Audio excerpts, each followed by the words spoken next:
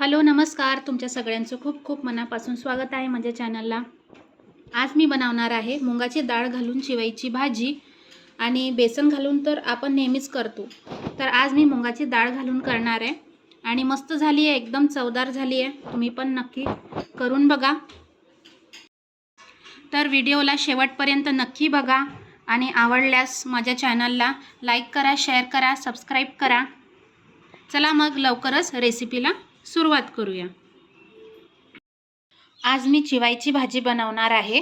तर ही 1 ते 1.5 तास आधीच मी धुवून ठेवली होती आणि पूर्ण याचं पाणी निघेपर्यंत याला सुकत ठेवलं।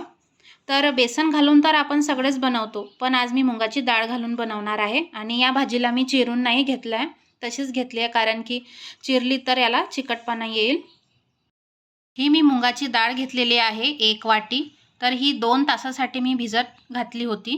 तर तुम्ही बघू शकता छान ही भिजलेली आहे 2 तासांमध्ये। नंतर इथे 10 ते 12 लसणाचे काप घेतलेले आहे। आपण याला बारीक चिरून घेऊ।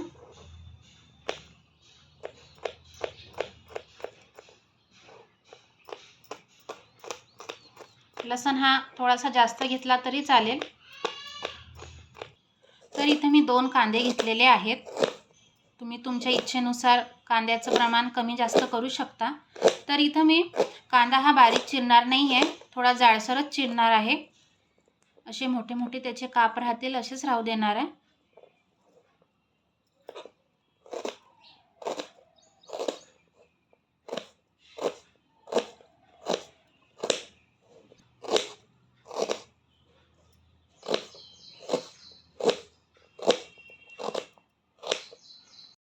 फोडणीला सुरुवात करूया।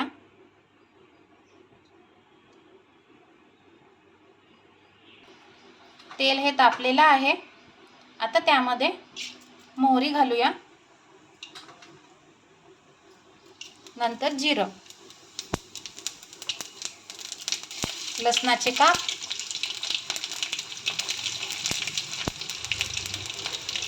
नंतर त्यावरती कांदा घालायचा।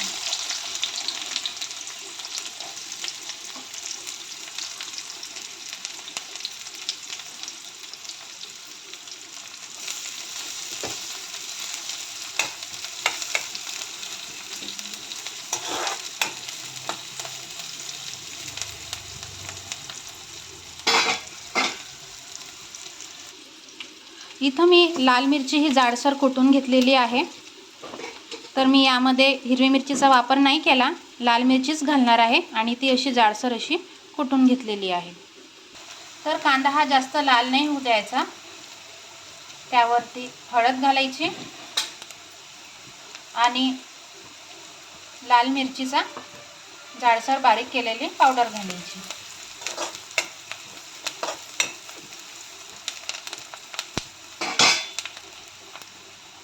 आणि लगेचच त्यावरती चिवईची भाजी घालायची।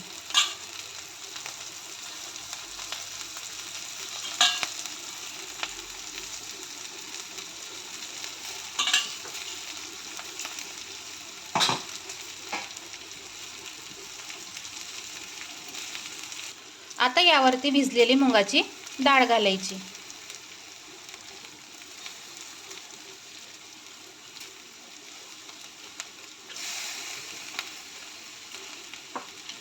आता आपण याला मिक्स करून घेऊ व्यवस्थित।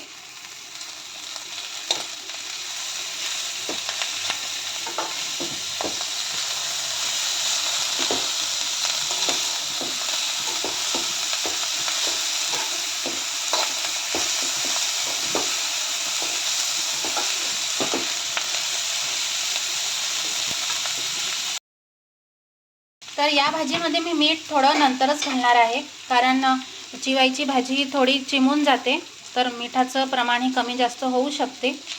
आणि यावरती झाकण नाही ठेवायचं, तसंच थोड्या वेळ शिजू द्यायचं।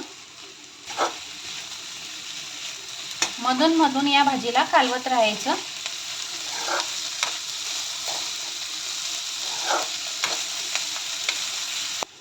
आता यावरती मीठ घालूया।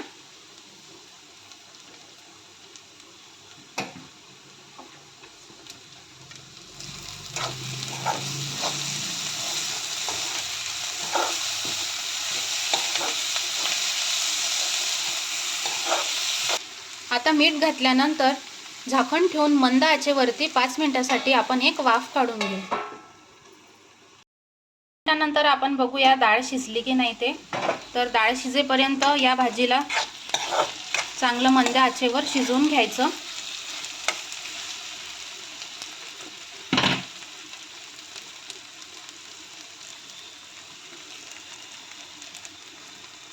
डाळ ही शिजलेली आहे.